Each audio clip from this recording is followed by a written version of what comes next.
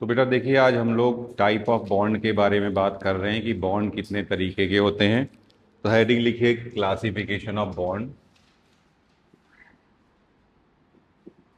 बेटा पूरे एक पेज में आएगा ये, हॉरिजॉन्टल करके लिखिएगा।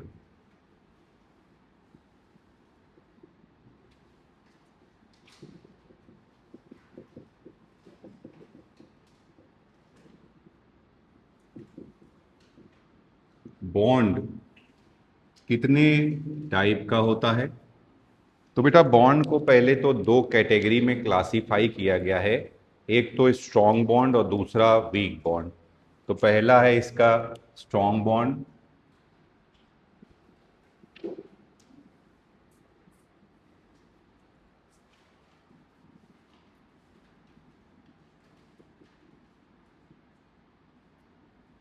स्ट्रॉन्ग बॉन्ड बेटा, इसमें स्ट्रॉन्ग बॉन्ड में वो बॉन्ड होते हैं जिनकी bond energy 42 kilo joule 42 kilo joule per मोल।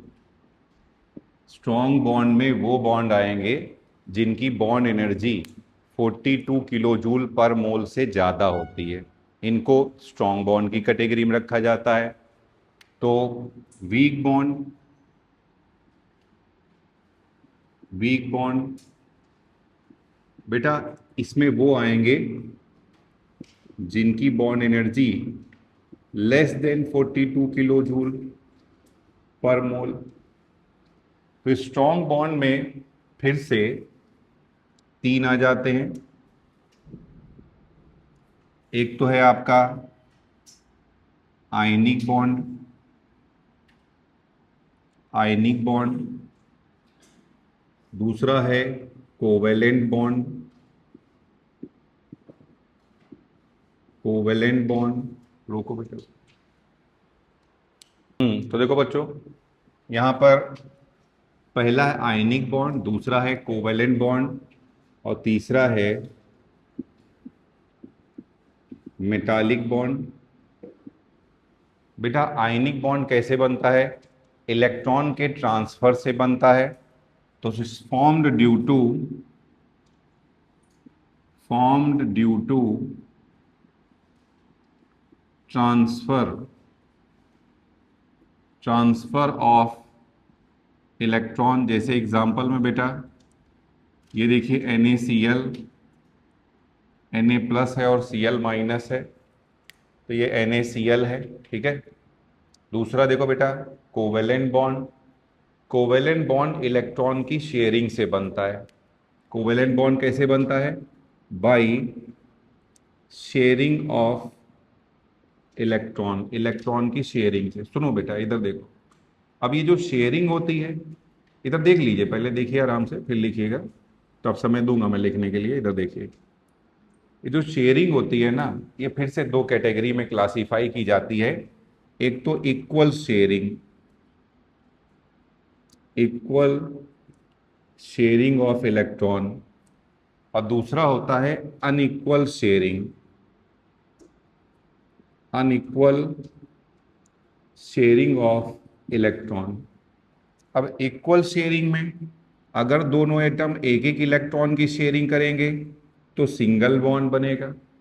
अगर दोनों एटम दो दो इलेक्ट्रॉन की शेयरिंग करेंगे तो डबल बॉन्ड बनेगा। अगर दोनों एटम तीन तीन इलेक्ट्रॉन की शेयरिंग करेंगे तो ट्रिपल बॉन्ड बनेगा। समझे? ये तो है इक्वल शेयरिंग। अब दूसरा है अनइक्वल शेयरिंग। अनइक्वल शेयरिंग में ना एक ही एटम बॉन्ड के दोनों इलेक्ट्रॉन डोनेट करता है। तो जब अनइक्वल शेयरिंग होती है ना, इसको फिर से दो टाइप में डिवाइड किया गया है। एक तो सिग्मा कोऑर्डिनेट बॉन्ड, जो आप पढ़ चुके हैं, coordinate bond, sigma coordinate bond, और दूसरा होता है पाई कोऑर्डिनेट बॉन्ड, या इसी को हम लोग बैक बॉन्डिंग भी कहते हैं, या intramolecular Lewis acid base interaction भी बोलते हैं। ध्यान रखिएगा। तो इसमें पहला होता है sigma coordinate bond. Sigma coordinate bond, इसका एग्जांपल मैंने आपको बताया हुआ है, जैसे NH4 plus hydronium ion H3O plus, ये तो सिग्मा कोऑर्डिनेट बॉन्ड है। और दूसरा होता है पाई पाई कोऑर्डिनेट बॉन्ड। पाई कोऑर्डिनेट बॉन्ड, या इसी को हम लोग कहते हैं बैक बॉन्डिंग पाई कोऑर्डिनेट बॉन्ड, या बैक बॉन्डिंग कह सकते हैं, या फिर इसी को हम लोग कहते हैं इंट्रामॉलिक्यूलर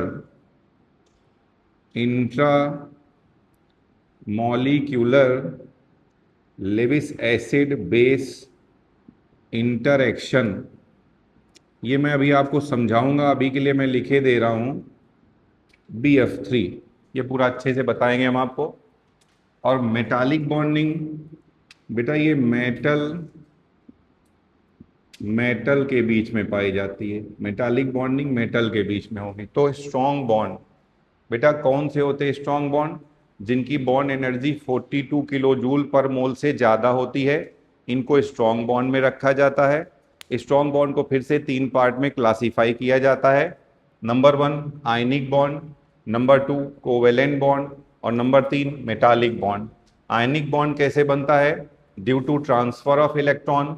कोवेलेंट बॉन्ड कैसे बनता है? 2 तरीके से। एक, वैसे तो कोवेलेंट बॉन्ड इलेक्ट्रॉन की शेयरिंग से बनता है, मगर ये शेयरिंग भी 2 तरीके से हो सकती है। एक तो इक्वल शेयरिंग, दूसरा अनइक्वल शेयरिंग। इक्वल शेयरिंग में अगर 1 इलेक्ट्रॉन की शेयरिंग करेगा तो सिंगल बॉन्ड बनेगा, 2 इलेक्ट्रॉन की शेयरिंग करेगा तो डबल बॉन्ड बनेगा, 3 इलेक्ट्रॉन की शेयरिंग करेगा तो ट्रिपल बॉन्ड बनेगा। और अनइक्वल शेयरिंग में आ जाइए, एक तो सिग्मा कोऑर्डिनेट बॉन्ड है, दूसरा पाई कोऑर्डिनेट बॉन्ड है। सिग्मा कोऑर्डिनेट बॉन्ड में एग्जांपल मैं आपको बता चुका हूं। पाई कोऑर्डिनेट बॉन्ड का दूसरा नाम बैक बॉन्डिंग भी होता है, और तीसरा नाम intramolecular Lewis acid base interaction भी होता है। अब यहां आ जाइए वीक बॉन्ड। वीक बॉन्ड को फिर से 2 पार्ट में क्लासिफाई किया गया है। एक तो वो जिनकी बॉन्ड एनर्जी ज़्यादा होगी, 8 किलो जूल पर मोल, 8 किलो जूल पर मोल से ज़्यादा है वो, और दूसरे वो जिनकी बॉन्ड एनर्जी कम है 8 किलो जूल पर मोल से। ध्यान रखिएगा, अब bond energy 8 kilo joule per mole से ज़्यादा, तो इसमें क्या आता है? इसमें आती है हाइड्रोजन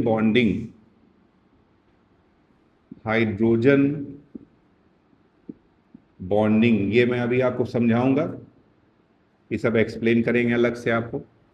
अब हाइड्रोजन बॉन्डिंग पहला, हाउ टू आइडेंटिफाई, कैसे पता चलेगा कहाँ हाइड्रोजन बॉन्डिंग होती है, ये मैं आगे और डिटेल में बताऊंगा।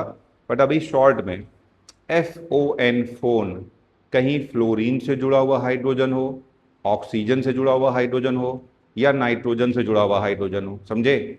तो वहां पर हाइड्रोजन बॉन्डिंग पाई जाएगी। या फिर सुनिए, एक तरफ हाई इलेक्ट्रोनेगेटिव एटम से जुड़ा हुआ हाइड्रोजन होना चाहिए, और दूसरी तरफ जो इलेक्ट्रोनेगेटिव एटम है उसके पास लोन पेयर होना चाहिए।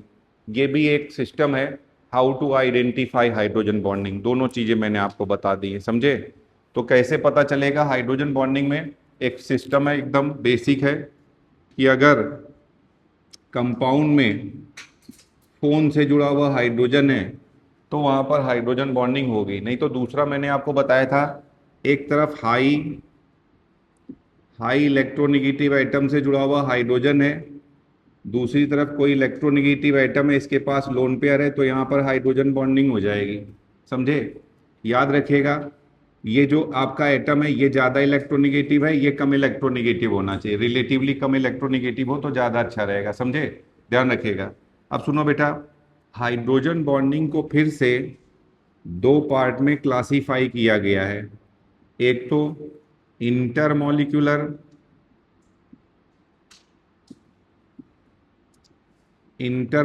हाइड्रोजन बॉन्डिंग, बेटा 2 मॉलिक्यूल के बीच में होती है, इसलिए इसे इंटरमॉलिक्यूलर हाइड्रोजन बॉन्डिंग बोलते हैं। और दूसरी है इंट्रामॉलिक्यूलर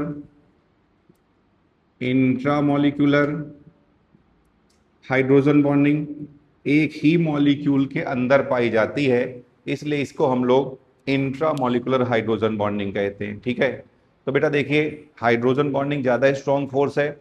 अब यहाँ पे दूसरा 8 किलो जूल पर मोल से कम वाले, इनमें आ जाते ना 2 मॉलिक्यूल के बीच में लगने वाले इंटरएक्शन, तो इसको बोलते हैं इंटरमॉलिक्यूलर इंटरएक्शन। ध्यान रखिएगा, तो 8 किलो जूल पर मोल से कम की रेंज में आ जाएगा दो मॉलिक्यूल के बीच में लगने वाले इंटरएक्शन, तो इंटर मॉलिक्यूलर इंटरएक्शन, तो यहां पे आ जाएगा इंटर मॉलिक्यूलर इंटर एक्शंस। पहला बेटा, इसमें ऑलरेडी मैं एनर्जी के बेसिस पे अरेंज कर रहा हूँ, स्ट्रेंथ के बेसिस पे अरेंज कर रहा हूँ। तो सबसे पहला होगा इसमें आयन डाइपोल इंटरएक्शन, मतलब एक एटम एक तरफ आयन होगा और दूसरी तरफ कोई भी पोलर मॉलिक्यूल होगा या तो डाइपोल होगा, समझे, ध्यान रखिएगा। इसी का दूसरा नाम हो जाएगा आयन पोलर इंटरएक्शन। अब इसके बाद सेकेंड नंबर पे आ जाएगा डाइपोल डाइपोल इंटरएक्शन, या इसी को कहते हैं पोलर पोलर इंटरएक्शन। अब इसके बाद आता है आपका आयन आयन या डाइपोल इंड्यूस्ड डाइपोल।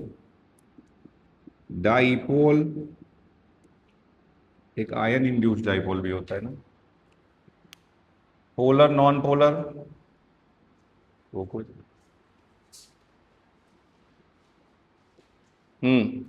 देखो बेटा, तो ये हो जाएगा आयन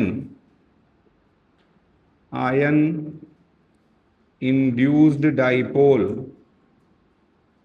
या इसी को बोल सकते हो आयन नॉन पोलर, ये सब अभी समझाएंगे आपको, इंटरएक्शन। और इसके बाद आ जाएगा D dipole dipole induced dipole interaction या polar polar non polar interaction. और सबसे कमजोर आ जाएगा ABCDE, ये हो जाएगा बेटा इंड्यूस्ड डाइपोल इंटरएक्शन या फिर नॉन पोलर इंटरएक्शन, या इसी को बोलते हैं वांडरवाल्स फोर्सेस, या इसी को बोलते हैं डिस्पर्जन फोर्सेस, या इसी को बोलते हैं लंदन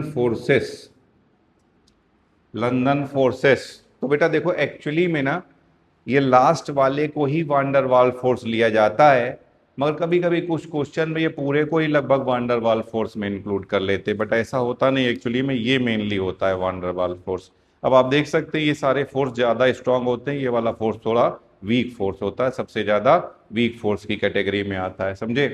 तो देखो बेटा, एक बार फिर से बता रहा हूँ, ध्यान से सुन लीजिए। ओवरऑल ये जो बॉन्ड है इसको दो कैटेगरी में क्लासिफाई किया गया है।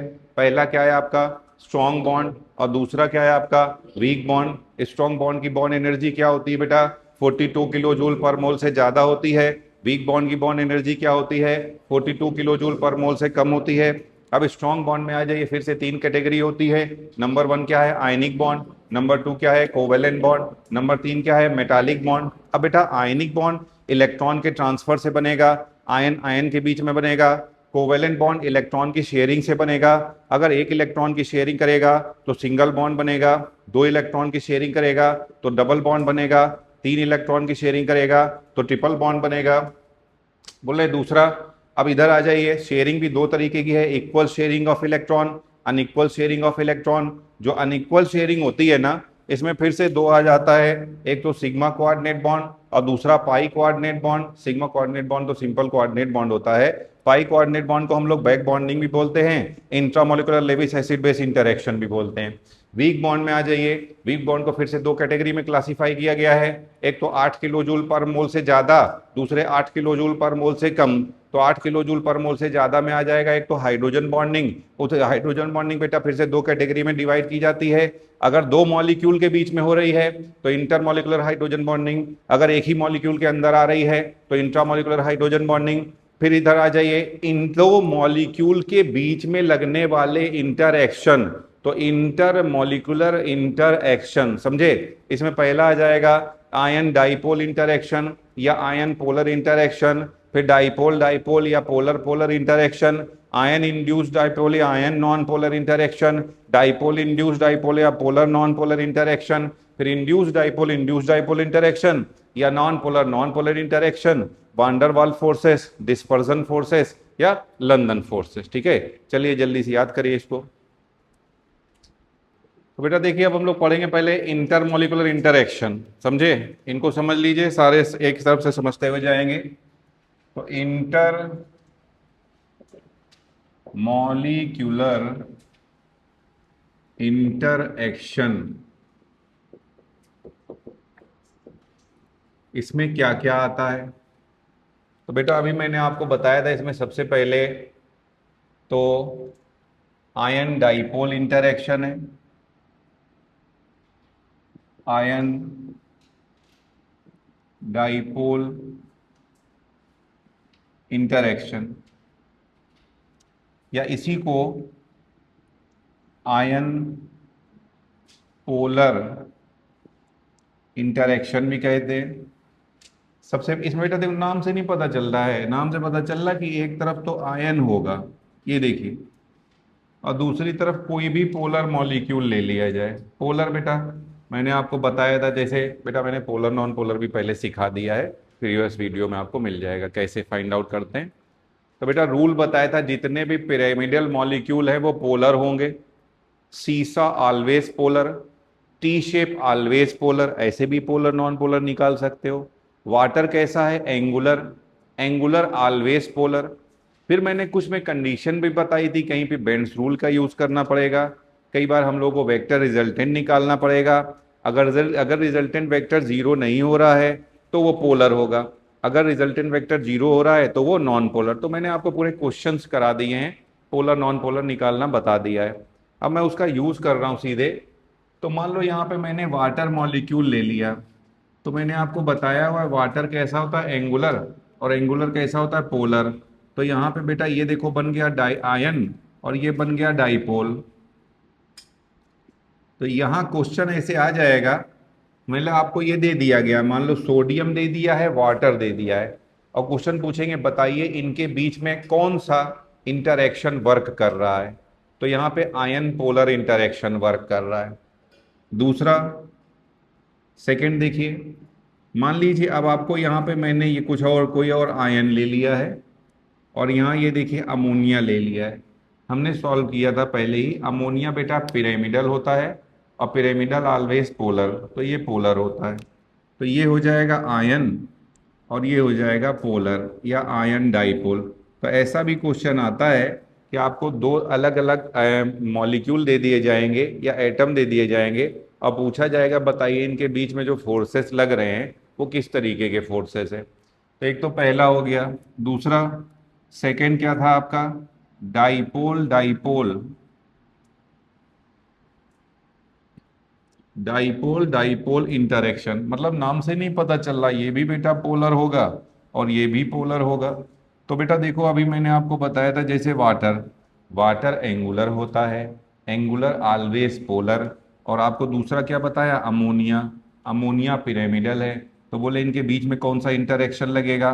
तो पोलर पोलर इंटरेक्शन या डाइपोल डाइपोल इंटरेक्शन लगेगा। ठीक है, यहाँ पे दूसरा देखिए, अगर यहीं पे आपको ये दे दिया जाए, थर्ड है इसी में, तो बताया था एक तरफ आयन होगा और एक तरफ होगा नॉन पोलर, नॉन पोलर, या इसी को बोल सकते हो ion induced dipole, ion induced dipole interaction.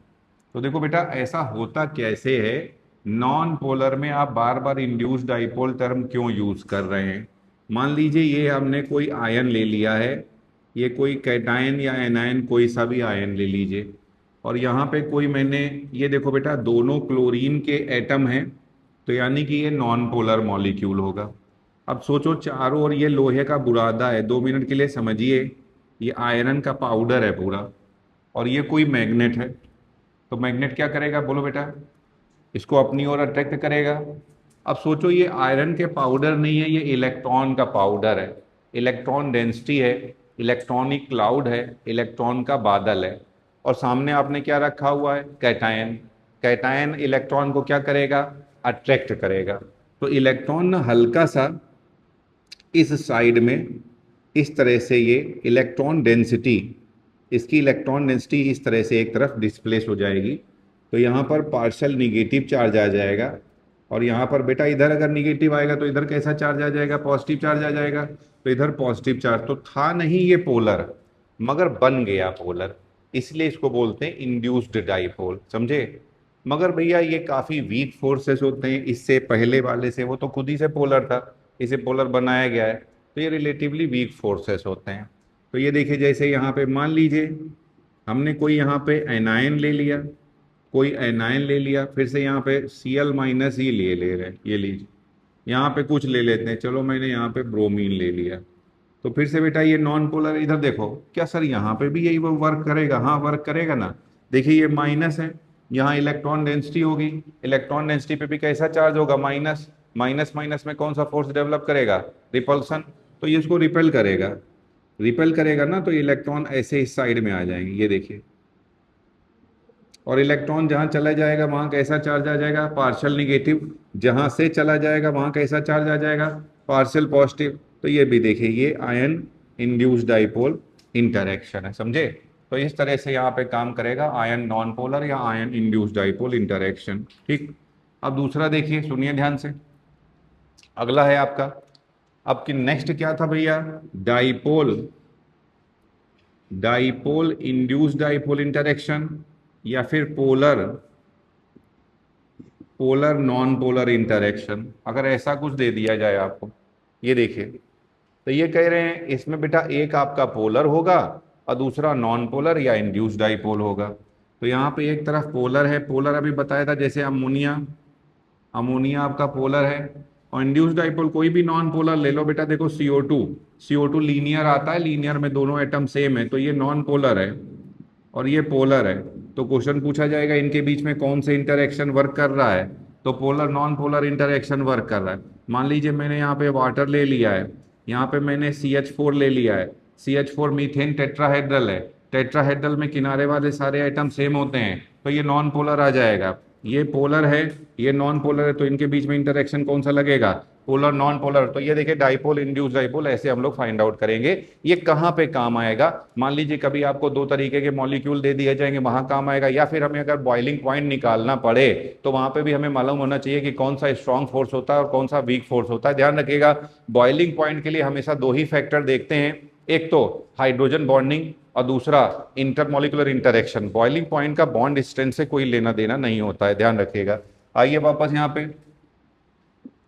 तो यहाँ पे आ जाएगा आपका लास्ट है induced dipole, induced dipole interaction, या इसी को बोलते हैं वान डर वाल फोर्सेस, या इसी को बोलते हैं लंदन फोर्सेस, या इसी को बोलते हैं डिस्पर्जन फोर्सेस, समझे। ध्यान रखिएगा इसी को बोलते हैं non polar, non polar interaction, या इसी को बोलते हैं इंस्टेंटेनियस, इंस्टेंटेनियस डाइपोल इंटरेक्शन, इसी को कहते हैं हम लोग इंस्टेंटेनियस डाइपोल इंटरेक्शन। क्या कॉन्सेप्ट है, कैसे ये काम करता है, समझिए जरा सा किस तरह से ये काम करेगा। तो ये कह रहे हैं बेटा देखो, हम लोगों ने पढ़ा है गैसियस थ्योरी में, इन्होंने ये कहा कि जैसे यहाँ देखिए यहाँ पे कई सारी गैसों के मॉलिक्यूल पड़े हुए हैं, ये आपस में कोलाइड करते रहते हैं, आपस में टक्कर करते रहते हैं। तो वैसे ही यहाँ पे देखिए ये दो नॉन पोलर हैं, कोई भी नॉन पोलर मॉलिक्यूल हैं, कह रहे हैं ये आपस में टकराएंगे। तो जब भी ये टकराते हैं, जहाँ पे ये टकराते हैं बेटा, तब इनके ऊपर देखो, जैसे ही इसने ये मॉलिक्यूल आपस में टक्कर करेंगे, तो जब ये टक्कर करते हैं ना, तब इनके ऊपर आमने सामने अपोजिट चार्जेस डेवलप होते हैं, समझ लीजिए। अब सोचिए अगर यहाँ निगेटिव डेवलप हुआ है तो इसके अपोजिट यहाँ अपने आप डेवलप होगा, तो यहाँ कैसा डेवलप हो जाएगा, पार्शियल पॉजिटिव डेवलप हो जाएगा। यहाँ पार्शियल पॉजिटिव डेवलप हुआ है तो यहाँ कैसा डेवलप हो जाएगा, पार्शियल नेगेटिव। तो था नहीं ये पोलर, मगर हो गया पोलर थोड़ी देर के लिए बेटा, ये बहुत कम देर के लिए। ये जो चार्जेस, पहले तो ये जो कोलिजन है, ये टक्कर बहुत कम देर के लिए होती है, समझ रहे हो ना, इंस्टेंट, अभी हुआ अभी खत्म, इसीलिए इसको बोलते हैं इंस्टेंटेनियस डाइपोल इंटरेक्शन। और है नहीं वो पोलर, बन रहा है पोलर, वो भी थोड़ी देर की टक्कर के कारण, इसीलिए काफ़ी ज़्यादा वीक फोर्स की कैटेगरी में आते हैं, सबसे ज़्यादा वीक फोर्स की कैटेगरी में आते हैं। आई बात समझ में? तो अगर आपको मान लो मैंने दे दिया यहाँ पे, ये देखिए हमारे पास एक तो CO2 अभी बताया था बेटा, CO2 नॉन पोलर हो जाएगा, दूसरा हमारे पास CH4 है, CH4 भी क्या हो जाएगा, नॉन पोलर हो जाएगा। तो इनके बीच में क्या लगेगा, केवल वांडर वाल फोर्सेस लगेगा, यहाँ पे कोई और फोर्सेस वर्क नहीं करेगा। फिर एक मान लो आपको मैंने ये आपको दे दिया, मैंने यहाँ पे PCl5 ये सॉल्व करके बता चुके हैं हम आपको कि ये नॉन पोलर है, ये देखिए। और दूसरा मैंने यहाँ पे दे दिया, कोई और लिख लेते हैं हम लोग, SiH4 ले लिया, ये लीजिए सिलिकॉन सिलेन है ये आपका SiH4 ले लिया, ये भी क्या हो जाएगा, नॉन पोलर। तो इनके बीच में इंड्यूस्ड डाइपोल इंटरेक्शन वर्क करेगा। तो इस तरह से जो भी आपको मॉलिक्यूल अगर मिलता है तो आप उसका नेचर देख करके ये बता सकते हैं कि यहाँ पे किस तरीके का फोर्स जो है वर्क कर रहा है। ठीक है, नोट करिए इसको। देखो बच्चों, अब हम लोग इसमें से बता दिया मैंने आपको इंटरमॉलिक्यूलर इंटरेक्शन के बारे में। अब हम लोग हाइड्रोजन बॉन्डिंग के बारे में बात कर रहे हैं। तो हाइड्रोजन बॉन्डिंग बेटा बताया था कैसे, हाउ टू आइडेंटिफाई, कैसे पता करेंगे कि कहीं पे हाइड्रोजन बॉन्डिंग हो रही है नहीं हो रही है। तो कहीं पे बेटा फोन से हाइड्रोजन बॉन्डिंग कैसे पता चलेगी कि कहीं पे FON फोन से जुड़ा हुआ हाइड्रोजन है तो वहाँ पर हाइड्रोजन बॉन्डिंग होगी, समझे।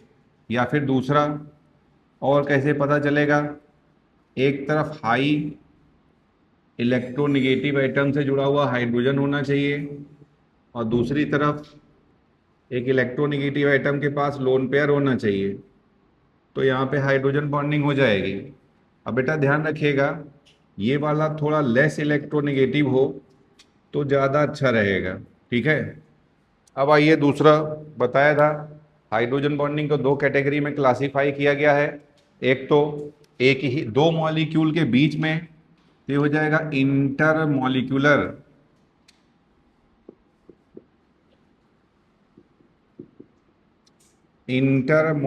हाइड्रोजन बॉन्डिंग, दो मॉलिक्यूल के बीच में होने वाली हाइड्रोजन, समझ रहे हैं, तो दो मॉलिक्यूल के बीच में होगी।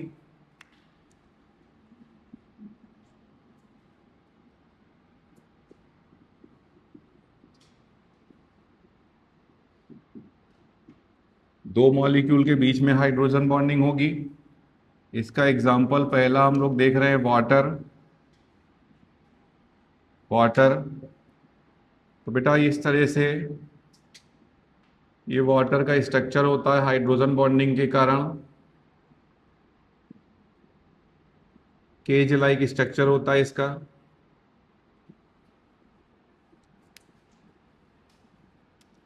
देखिए ये हाइड्रोजन बॉन्ड है,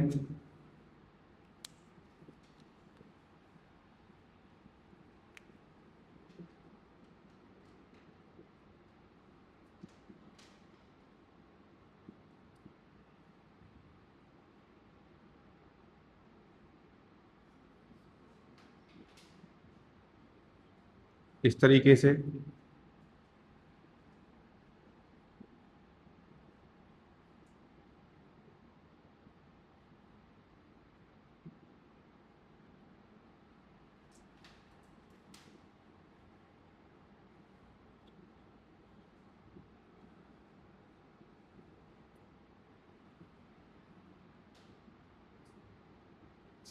तो ये देखिए इस तरह से ओपन केज लाइक स्ट्रक्चर है वाटर का हाइड्रोजन बॉन्डिंग के कारण।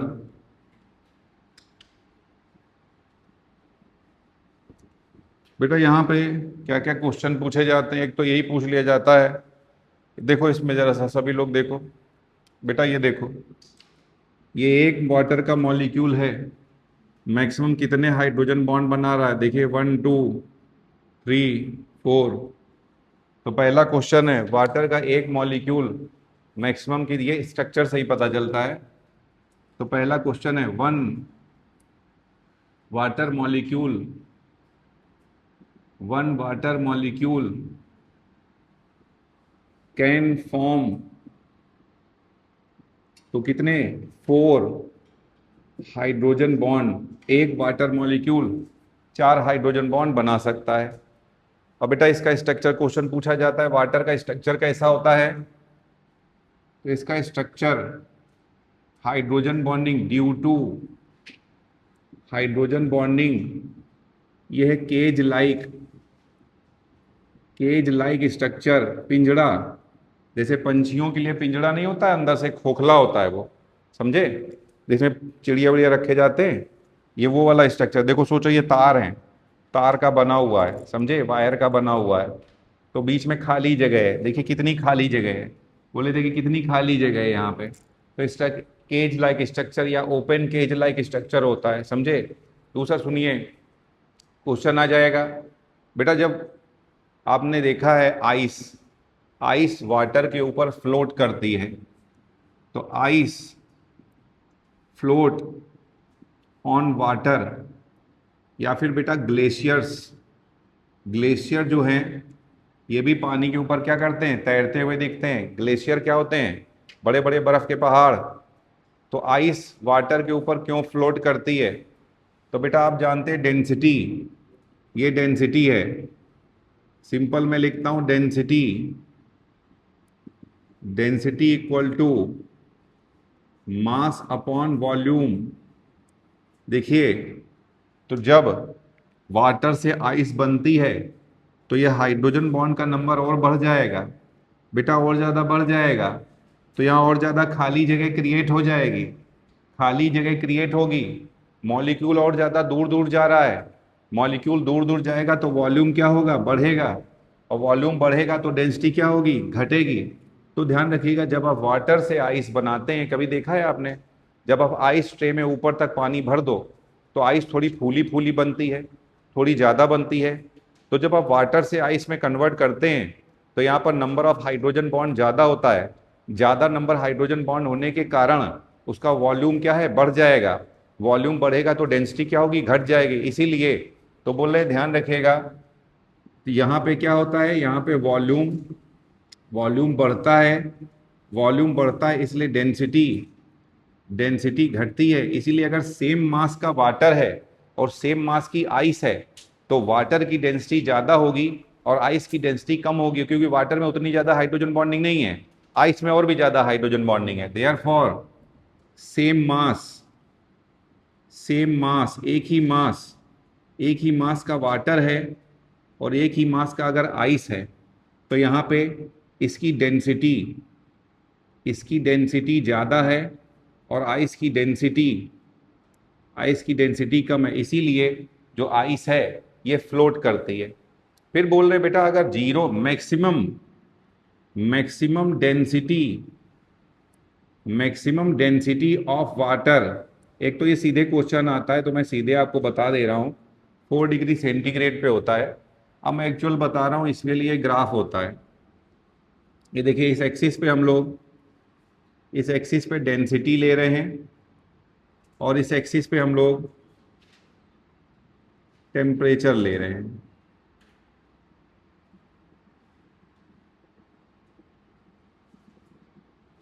टेम्परेचर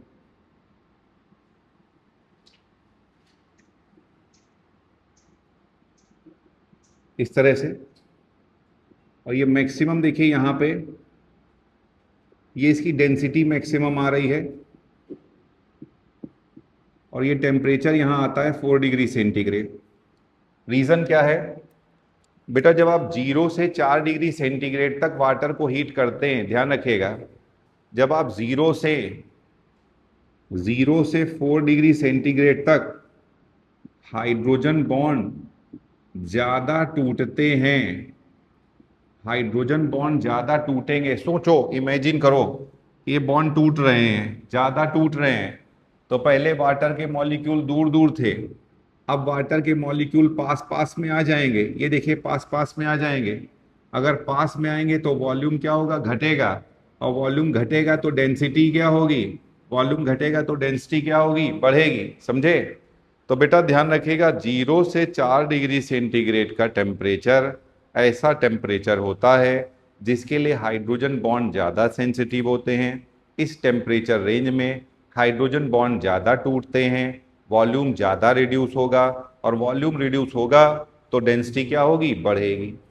अब फिर सर इसके बाद देखिए फिर से डेंसिटी घटती चली जा रही, देखिए घटती रही, ये देखिए पहले बढ़ रही है 4 डिग्री सेंटीग्रेड पर, फिर घट रही है, क्यों? अरे जब आप धीरे धीरे बढ़ाने लगोगे टेम्परेचर तो वाटर के मॉलिक्यूल दूर दूर भागने लगेंगे। आप ही सोचिए ना, बढ़ाते बढ़ाते जब खूब ज़्यादा बढ़ जाएगा, बॉइलिंग पॉइंट पे आ जाएगा, तब तो वो वेपर में कन्वर्ट होने लगा, और वेपर में कन्वर्ट हो रहा तो वॉल्यूम बढ़ रहा है कि घट रहा है? बढ़ रहा है। वॉल्यूम बढ़ेगा तो डेंसिटी क्या होगी? घटेगी।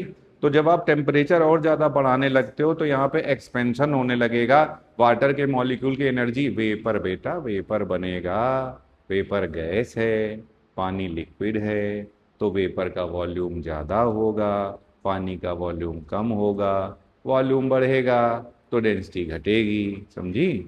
हाँ, आइए वापस यहाँ पे। तो कह रहे हैं अब देखिए, तो इससे ज़्यादा और बढ़ाएंगे तो पहले टेम्परेचर बढ़ेगा, तो वाटर मॉलिक्यूल दूर दूर भागेंगे, तो वहाँ पे रिलेटिवली वॉल्यूम बढ़ेगा और डेंसिटी घटेगी। इसलिए अगर सीधे आपसे क्वेश्चन पूछा जाता है कि वाटर की मैक्सिमम डेंसिटी कितने टेम्परेचर पे होती है, तो 4 डिग्री सेंटीग्रेड टेम्परेचर पे होती है। तो देखिए क्या क्या पूछा जाता है वाटर में हाइड्रोजन बॉन्डिंग से। एक तो एक वाटर का मॉलिक्यूल मैक्सिमम कितने हाइड्रोजन बॉन्ड बना सकता है, तो 4 हाइड्रोजन बॉन्ड बना सकता है। वाटर का स्ट्रक्चर कैसा होता है? केज लाइक स्ट्रक्चर होता है। आइस जो है या ग्लेशियर पानी के ऊपर तैरते हैं, इसका रीजन क्या है? रीजन है बेटा, जो आइस होता है उसकी जो है उसमें वॉल्यूम ज्यादा होगा due to hydrogen bonding, volume ज्यादा होगा तो डेंसिटी कम होगी। इसीलिए सेम मास का वाटर और आइस में वाटर की डेंसिटी ज्यादा होती है, आइस की डेंसिटी कम होती है। रीजन क्या है? Hydrogen bonding.